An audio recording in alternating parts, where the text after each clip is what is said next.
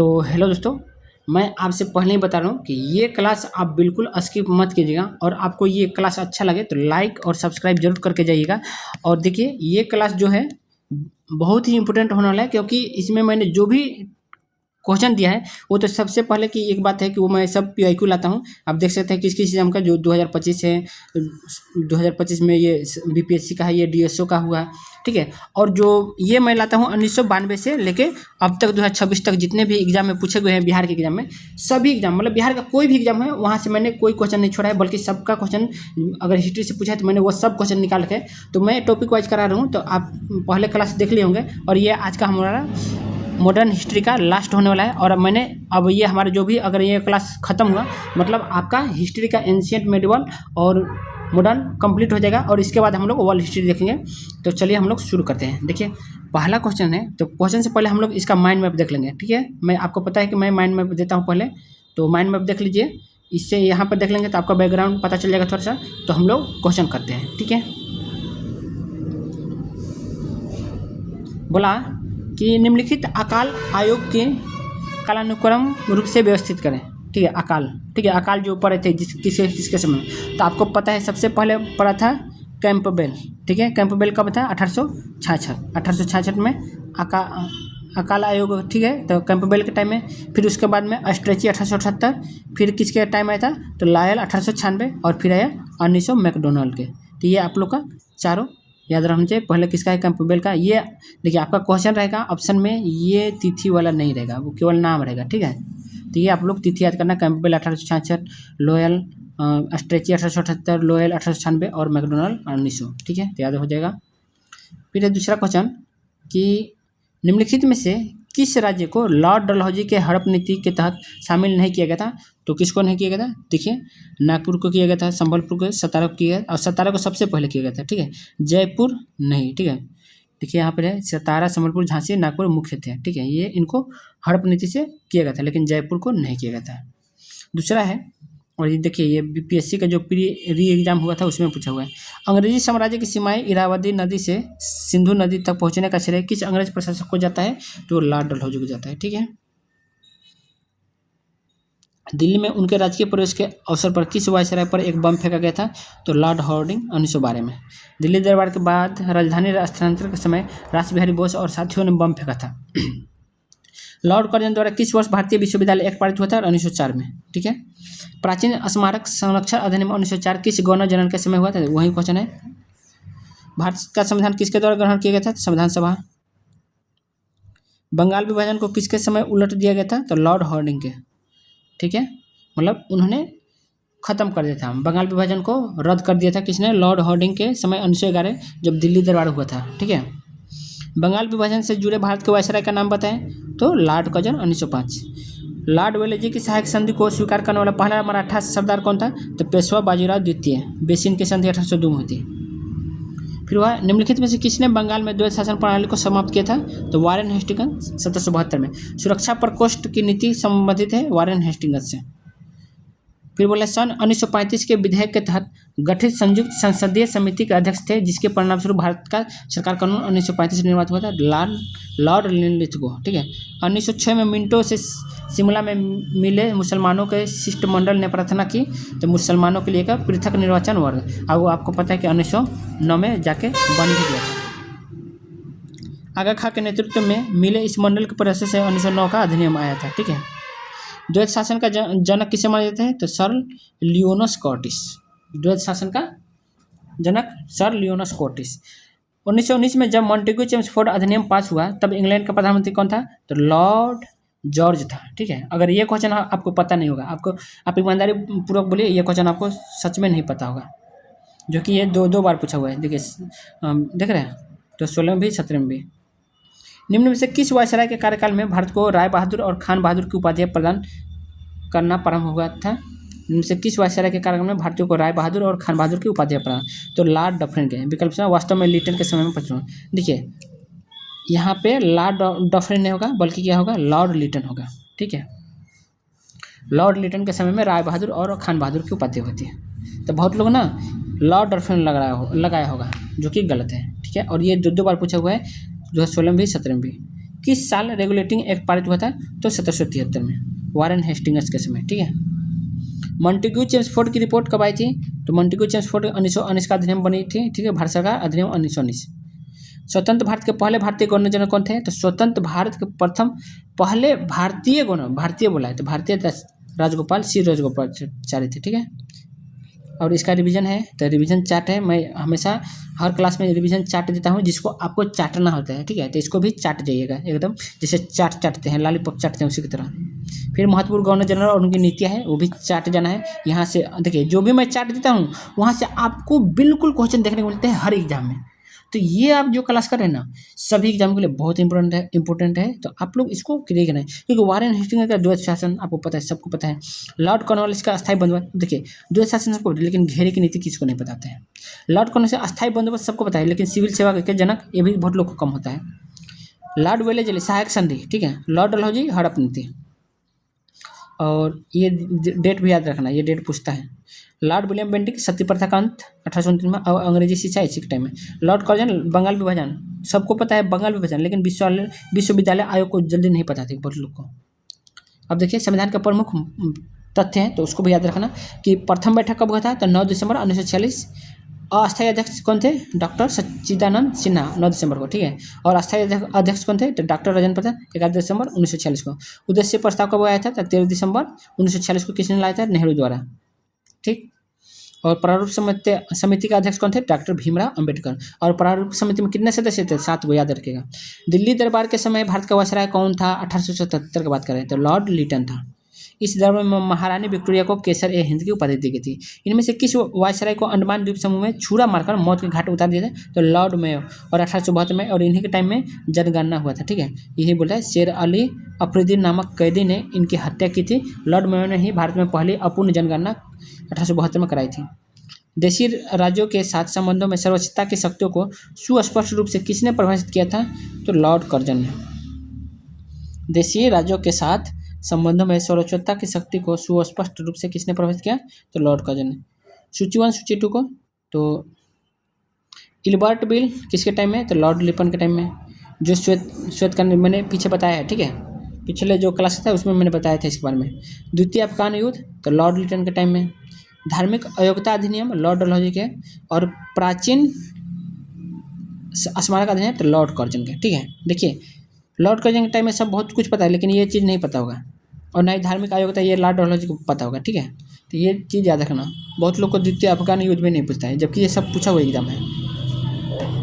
भारत का प्रथम governor general कौन था जी? तो लॉर्ड विलियम बेंटिंक, 1833 का चार्टर एक्ट द्वारा भारत के प्रथम गवर्नर जनरल और अंतिम जनरल भी। ठीक है, तो ये आप लोग देखना। ठीक है, ये क्वेश्चन पूछता है बंगाल का गवर्नर जनरल, तो लास्ट अगर बंगाल का जनरल पूछे तो लॉर्ड विलियम बेंटिक था, और भारत का प्रथम तो यही था। ठीक है, तो ऐसे क्वेश्चन कंफ्यूज होते हैं लोग। बंगाल में द्विशासन प्रणाली किसके द्वारा लागू किया था? तो रॉबर्ट क्लाइव द्वारा। कब किया गया था? तो 1765 में। ठगों का उन्मूलन किसके नेतृत्व में होता है? तो कर्नल स्लीमैन, और उस टाइम कौन थे? विलियम बेंटिक के समय। अफगानिस्तान के प्रति आक्रामक नीति किस वायसराय ने अपनाई थी? तो लॉर्ड लिटन ने। ब्रिटिश भारत में किस अधिनियम द्वारा मुसलमानों को पृथक निर्वाचन का अधिकार दिया गया था? तो मार्ले मिंटो सुधार 1909। किस अधिनियम के तहत भारत में हाई कमीशन पद की स्थापना हुई थी? तो 1919 के अधिनियम, भारत शासन अधिनियम के तहत। भारत का अंतिम वायसराय निम्नलिखित में से कौन था? तो अंतिम वायसराय लॉर्ड माउंटबेटन था। भारत का प्रथम गवर्नर जनरल कौन था? तो वारेन हेस्टिंग्स बंगाल का प्रथम गवर्नर जनरल था। ठीक, बंगाल का प्रथम गवर्नर जनरल। ठीक, फिर बोला इंपीरियल कैडेट कॉर्प्स की स्थापना किसने की थी? तो लॉर्ड कर्जन ने। बहुत लोग को यह नहीं पता होता है। ठीक है, जबकि यह क्वेश्चन पूछा हुआ है 2017 में भी और 18 में भी। निम्नलिखित में से कौन से सामाजिक सुधार विलियम बेंटिक ने प्रारंभ की थी? तो कौन कौन विलियम बेंटिक का याद रखना।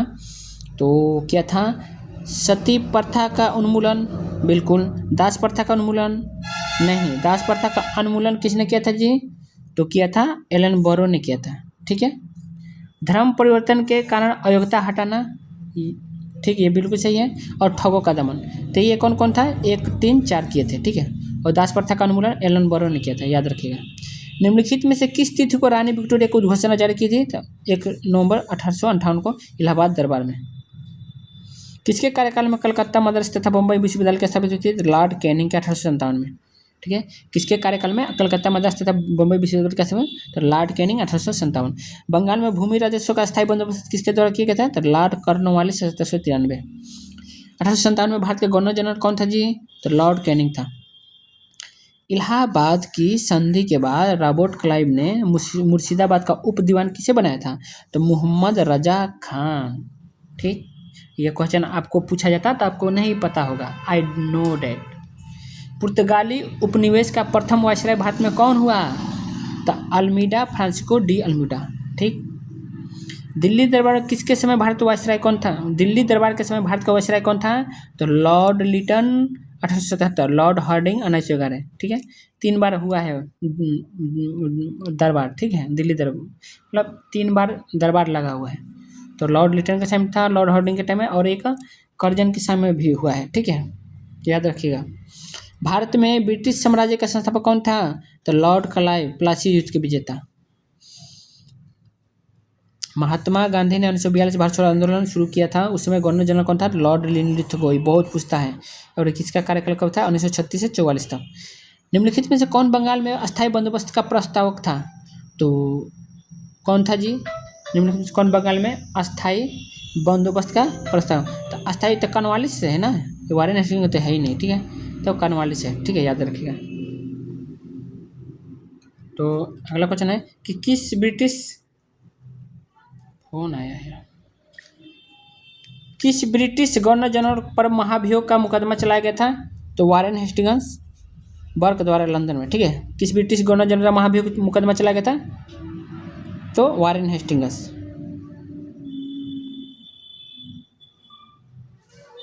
सर्वोच्चता की नीति निम्न में से किसने दिया था?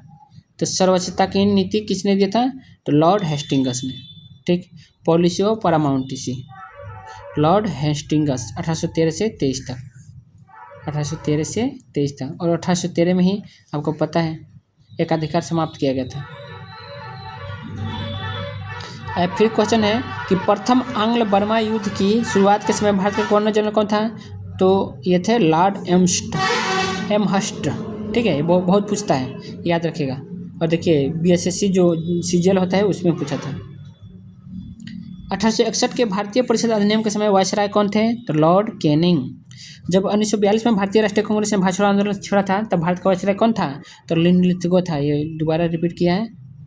अब देखिए ये आपका मैंने चार्ट दिया है बना के, और इसको चाट जाना है। ठीक है, फिर ये भी चार्ट है तो इसको भी चाट जाइयो, ये भी चार्ट है तो इसको भी चाट जाइयो। ठीक है, यहाँ से अक्सर लोग ये जो चार्ट दिया है ये बहुत कन्फ्यूजन करता है क्वेश्चन में। ठीक है, तो इसको चाट जाइएगा तो कन्फ्यूजन हट जाएगा आपका। ओके, स्वतंत्र भारत के प्रथम गवर्नर जनरल कौन थे? तो लॉर्ड माउंटबेटन। भारत के प्रथम गवर्नर जनरल थे तो लॉर्ड विलियम बेंटिक। ठीक, फिर बोल रहा है कि व्यापकगत सिद्धांत यानी डॉक्ट्रिन ऑफ लेफ्ट कौन संबंधित रहा है? तो लॉर्ड डलहौजी। निम्नलिखित में से किसने रैयतवाड़ी बंदोबस्त प्रारंभ किया था? थॉमस मुनरो 1820 में।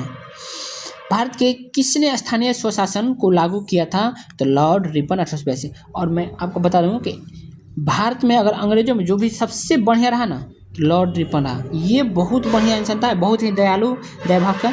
ये मतलब ये नहीं बोलते हैं कि बस सभी मेरे भाई बहन हैं, तो ये ऐसी तरह था। ठीक है, तो इस तरह था। लॉर्ड रिपन को भारत का उद्धारक, ठीक है, और स्थानीय स्वशासन का पिता कहा जाता है। ठीक है, 1767 में बंगाल का सर्वेयर जनरल किसे बनाया गया था? तो मेजर रेनेल को। 1767 में बंगाल का सर्वेयर जनरल किसे बनाया गया था? तो मेजर रेनेल को। सांप्रदायिक निर्वाचन का जनक किसे है? तो लॉर्ड मिंटो 1909 को। ठीक, फिर है निम्नलिखित में से किसने ठगी उन्मूलन को संबंधित है सुधार किया था? तो विलियम बेंटिक, कर्नल सिलमैन की मदद से। फिर बोला है कि निम्नलिखित में से ब्रिटिश सरकार के कौन से चार्टर एक्ट से बंगाल के गवर्नर जनरल को भारत का गवर्नर जनरल बनाया गया था? 1833 चार्टर एक्ट। निम्नलिखित में से कौन लॉर्ड कर्जन का योगदान नहीं था? तो सती प्रथा पर रोक बेंटिंक ने लगाई थी। ठीक है, ये कौन कहता है सती प्रथा पर? तो विलियम बेंटिंक ने। ठीक है, और लॉर्ड कर्जन का ये बंगाल विभाजन, सेना एवं न्यायिक सुधार और पुलिस सुधार में था। भारत में ब्रिटिश शासन के दौरान अंतिम पूर्ण वायसराय कौन थे? तो माउंट देखिए अंतिम पूर्ण अगर बोले वायसराय है तो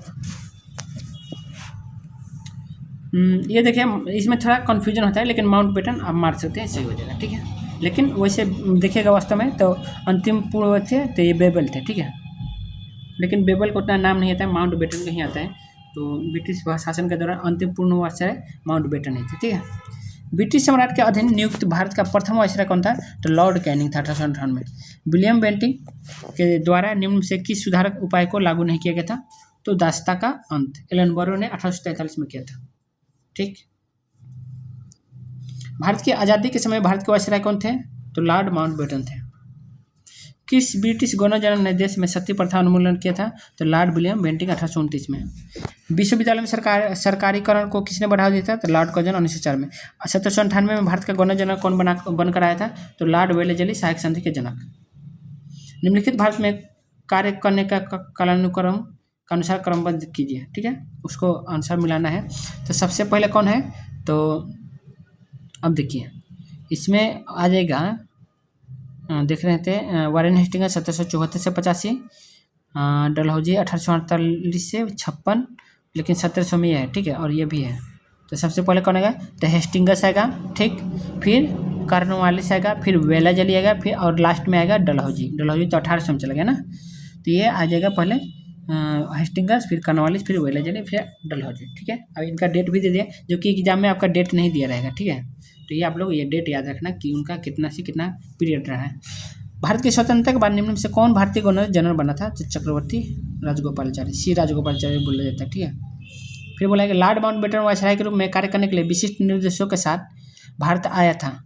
तो भारत उपमहाद्वीप के किसी क्षेत्र को छोटे छोटे विरोधी राज्य में विभाजन करना, विकल्प था यदि संभव हो तो भारत को संगठित रखना। ठीक है, तो आपका ये था। अब देखिए इसमें बहुत लोग का कन्फ्यूजन होता है, लेकिन हम लोग देखिए ये तो नहीं भारतीय उपमहाद्वीप को किसी क्षेत्र को छोटे छोटे विरोधी राज्यों में विभाजित करना, ये नहीं था, बल्कि उसका यदि संभव हो तो भारत को संगठित रखना था, इसका ये कहना। ठीक है, तो आपका बी आंसर हो जाएगा। महान शहीद भगत सिंह, सुखदेव और राजगुरु को जब फांसी दी गई तब भारत का वायसराय कौन था? तो लॉर्ड इरविन था। ठीक है, 1926 से 31 में। निम्नलिखित में से किसने वर्नाकुलर प्रेस एक्ट निरस्त किया था? तो लॉर्ड रिपन ने 1882 में। और वर्नाकुलर प्रेस एक्ट को कौन लगाया था? तो लगाया था लीटन ने। तो इसको खत्म किया था लॉर्ड रिपन ने। अब आते हैं हमारे कथन, नारे और उपाधियाँ। तो कथन, नारे, उपाधियाँ ये मैंने माइंड मैप दिया है, एक बार जरूर देख लेना, यहाँ से बहुत सारे क्वेश्चन पूछे जाते हैं। ठीक है, तो देख लेना। ठीक है, ये आपको बैकग्राउंड बनाने में अच्छा लगेगा। बोला है कि गांधी जी को अर्धनग्न फकीर किसने कहा था? तो कहा था विंस्टन चर्चिल ने। निम्नलिखित में से किसे भारतीय क्रांति का माँ के रूप में जाना जाता है? तो मैडम भिका जी कामा को। पाकिस्तान नाम किसने दिया था जी? तो चौधरी रहमत अली ने 1933 ईस्वी में। चौधरी रहमत, पाकिस्तान नाम किसने दिया? तो चौधरी रहमत अली ने 1933 में। अमर गीत वंदे मातरम किसके द्वारा लिखी गई है? तो बंकिम चंद्र चट्टोपाध्याय किसके द्वारा? आनंद मठ से लिया गया। ठीक है, अब बोला है कि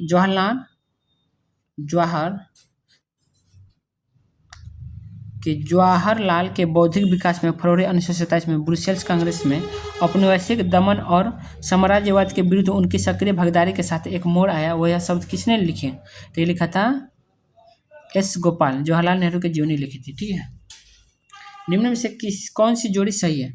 तो CR दास को देशबंधु बोला जाता है। विनोबा भावे को क्या बोलते हैं? द्वितीय व्यक्ति सत्याग्रही। नहीं, ये प्रथम व्यक्ति थे। ठीक है, विलियम वेडरबर्न 1907 के कांग्रेस सभापति थे। नहीं, बल्कि ये 1907 के कांग्रेस सभापति रासबिहारी घोष थे।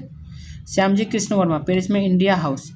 तो नहीं, ये श्यामजी कृष्ण वर्मा ये लंदन में थे। ठीक है, इंडियन अर्नेस्ट का लेखक कौन है? तो वैलेंटाइन सिरो। इंडियन अनरेस्ट के लेखक कौन है? तो वैलेंटाइन सिरो। पागलपंथ की स्थापना किसने की थी? तो करमशाह। पुनः याद रखें, अब यह झंडा लहरा गया है, यह कभी भी झुकना नहीं चाहिए, यह किसने कहा था? तो जवाहरलाल नेहरू ने 1929 लाहौर अधिवेशन में। समाजवाद का समर्थक कौन था जो 1933 में ब्रिटिश शासन, देशी राज्यों, जमींदारी और पूंजीवाद को उखाड़ फेंकना चाहता था? तो जवाहरलाल नेहरू। किसने 1921 में पहली बार पूर्ण स्वतंत्रता की मांग को उठाया था? तो मौलाना हजरत मोहानी ने। निष्क्रिय विरोध सिद्धांत का प्रतिपादन किसने किया था? तो अरबिंदो घोष ने। सर्वोदय शब्द का प्रयोग सर्वप्रथम किसने किया था? तो महात्मा गांधी ने। किसने कहा था कि कांग्रेस आंदोलन न तो लोगों द्वारा प्रेरित था और न ही यह उनके द्वारा सोचा या योजनाबद्ध किया गया था? तो सर सैयद अहमद खान ने। इतिहास अतीत एवं वर्तमान के बीच अंतर वार्ता है, यह किसने कहा था? तो E.H. कार ने। इतिहास अतीत एवं वर्तमान के बीच अनंत वार्ता है, तो E.H. कार ने बोला था। मुसलमान यदि खुश और संतुष्ट है तो भारत में ब्रिटिश शक्ति का महत्व बचाव होगा। मुसलमान यदि खुश और संतुष्ट है तो भारत में ब्रिटिश शक्ति का महत्तम बचाव होगा, यह किसने लिखा था? तो W. हंटर अपनी पुस्तक द इंडियन मुसलमान्स में। ठीक है। किसने कहा जब तक यह तीसरी शक्ति अथवा इंग्लैंड यहाँ है हमारे सांप्रदायिक मतभेद हमेशा परेशान करते रहेंगे? तो किसने? तो ये कहा था महात्मा गांधी ने। ठीक है। जब तक यह तीसरी शक्ति अथवा इंग्लैंड यहाँ है हमारे सांप्रदायिक मतभेद में हमेशा परेशान करते रहेंगे, तो महात्मा गांधी ने कहा था। ठीक है। मशहूर नारा इंकलाब जिंदाबाद किसने दिया? तो हजरत मोहानी ने। ठीक है। लेकिन इसको प्रसिद्ध किसने किया? भगत सिंह ने। किस समाज सुधारक को लोक हितवादी के नाम से पुकारते हैं? तो गोपाल हरि देशमुख को। वो भारतीय राष्ट्रवादी नेता कौन था जो जोसेफ मेजिनी और यंग इटली अभियान पर भाषण देता था? तो सुरेंद्रनाथ बनर्जी। ठीक है। और हमने ये रिवीजन चार्ट दिया है जिसको आपको चाटना है, चाट जाना। ठीक है। फिर है प्रमुख व्यक्तियों के उपाध्याय, ये भी है और यहाँ से अक्सर क्वेश्चन देखने को मिलता है, तो जरूर चाटना। ठीक है। और ये है आपका वायसराय और ऐतिहासिक घटना, तो ये भी याद रखना। ठीक है। यहाँ से बहुत सारे क्वेश्चन आते हैं। और नारा और उपाध्याय महापुरुष भी देख लेते हैं। फिर भारत का महान वृद्ध व्यक्ति है तो दादा भाई नौरोजी। उन्होंने धन के निष्कासन का सिद्धांत दिया और ब्रिटिश संसद के सदस्य बनने वाले प्रथम भारतीय थे। यहाँ भारत में एक क्रांति होने जा रही है और हमें जल्दी से चले जाना चाहिए, यह किसने कहा था? तो लॉर्ड बेबेल ने कहा था। किसने लिखा था कि पृथक निर्वाचन मंडल स्थापित करके हम नाक के दांत बो रहे हैं तथा इसका परिणाम भीषण होगा? तो मार्ले ने कहा था। लॉर्ड मार्ले द्वारा मिंटो को पत्र में लिखा था। ठीक है। इनमें से किसने कहा था कि कांग्रेस का महल लड़खड़ा रहा है और भारत में रहते हुए मेरी एक बड़ी महत्वाकांक्षा यह है कि शांति के साथ इसे मरने में सहयोग दे सकूं? तो करजन ने लिखा था। ठीक है। भारत सरकार अधिनियम 1935 को किसने गुलामी का चार्टर बताया था?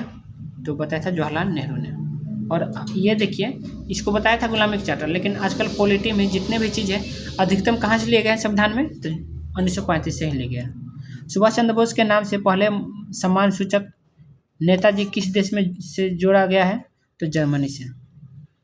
राजेंद्र प्रसाद ने किसे पाकिस्तान का जन्मदाता माना है? तो लॉर्ड मिंटो।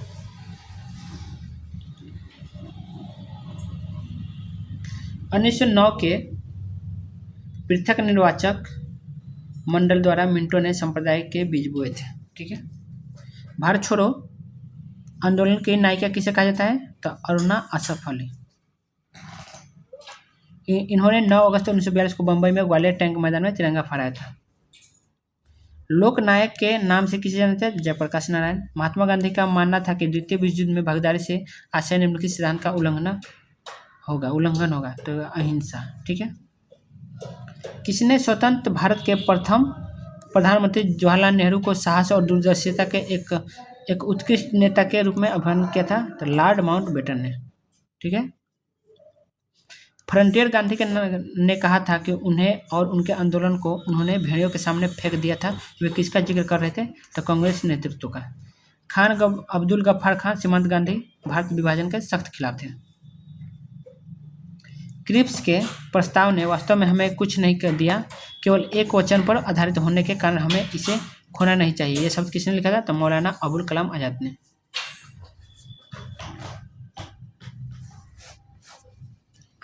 क्रिप्स प्रस्ताव को एक टूटते हुए बैंक पर बाद की तिथि का चेक के रूप में किसने वर्णित किया था? तो महात्मा गांधी ने। किस अधिनियम के बारे में जवाहरलाल नेहरू ने कहा था कि हमें एक ऐसी कार दी गई थी जिसमें सब ब्रेक थे किंतु इंजन नहीं था? तो 1935 का अधिनियम। ब्रिटिश का भर्ती सर्जेंट की उपाधि प्रथम विश्व युद्ध के दौरान सरकार को अपने सहयोग देने के कारण किसने प्राप्त की? तो महात्मा गांधी ने। इनमें से किस व्यक्ति को गांधी जी अपना राजनीतिक गुरु मानते हैं? तो गोपाल कृष्ण गोखले। बाल गंगाधर तिलक लोकमान्य तिलक के नाम से जाने लगे जब सरकार ने उन्हें रैंड मर्डर केस में अभियुक्त बनाया 1897 में। स्वराज मेरा जन्म सिद्ध अधिकार है और मैं इसे लेकर ही रहूंगा, यह किसने कहा था? तो बाल गंगाधर तिलक। इनमें से किसने तिलक को भारतीय असंतोष का जनक? तो वैलेंटाइन सिरोल ने बोला था। स्वराज मेरा जन्म सिद्ध अधिकार है और इसे मैं लेकर रहूंगा, ये तो बोला। निम्नलिखित में से किस नेता ने 1906 में कलकत्ता कांग्रेस अधिवेशन की अध्यक्षता की थी? तो दादा भाई नौरोजी ने। इनमें से किसने यह कहते हुए भारतीय राष्ट्रीय कांग्रेस की हंसी उड़ाई कि यह एक बहुत सूक्ष्म भाग का प्रतिनिधित्व करता है? लॉर्ड डफरिन, कांग्रेस की स्थापना के समय। एक सन्यासी जो फिजी में एक गिरमिटिया मजदूर के रूप में काम करने के बाद उसे जिला में अपनी पीठ पर तुलसीदास रामायण की एक प्रति लेकर आया था, यहाँ जिस किसान नेता का जिक्र है वह है बाबा रामचंद्र, अवध किसान सभा के नेता। भारत भारतीयों के लिए का नारा निम्न से किसने दिया? स्वामी दयानंद सरस्वती। इनमें से किसने महिला समाज सुधार को पंडित कहा था? तो रामाबाई, पंडित रामाबाई ने। इनमें से किसने अपनी आत्मकथा में लिखा था कि गांधीवादी अपने मंत्रिमंडल और संसदीय कार्य में विचलित नहीं होना चाहते थे और उस समय किसी भी राष्ट्रीय संघ के विरोध में थे? तो एस.सी. बोस, सुभाष चंद्र बोस। और उनका वो क्या है? The Indian struggle. अतः सदैव सहमति के साथ और अक्सर वाणिज्यिक मंडल के निर्देशों पर भारत सरकार चलती है और इसे व्हाइट मैंस बर्डन कहा गया जाता है, यह किसने कहा? तो सच्चिदानंद सिन्हा ने। पुस्तक poverty on British rule India किसने लिखी थी? तो दादा भाई नौरोजी ने। रजनी पामदत्त ने कहा कि वे साम्राज्यवाद से लड़ते भी थे और सहयोग भी करते। उन्होंने किस राजनीतिक गठबंधन के बारे में यह कहा था? तो भारतीय राष्ट्रीय कांग्रेस। देशबंधु उपनाम है तो चित्तरंजन दास का। मैं समाजवादी और गणतंत्रवादी हूँ, यह कांग्रेस के एक अधिवेशन में अपने अध्यक्षीय भाषण में किसने की? तो जवाहरलाल नेहरू 1929 में लाहौर अधिवेशन में। फ्रंटियर गांधी किसे कहा जाता है? सीमांत गांधी, खान अब्दुल गफ्फार खान। भारत का सर्वोदय नेता लोकनायक जयप्रकाश नारायण का जीवनी काल है तो 1902 से 1979। जन्म सिताब दियारा गांव में। राजनीति कभी धर्म से अलग नहीं हो सकती, यह किसने कहा था? तो महात्मा गांधी ने। बहुउद्देशीय नदी घाटी परियोजनाएं आधुनिक भारतीय मंदिर है, यह किसने कहा? तो पंडित जवाहरलाल नेहरू ने। जय हिंद का नारा किसने दिया? सुभाष चंद्र बोस ने।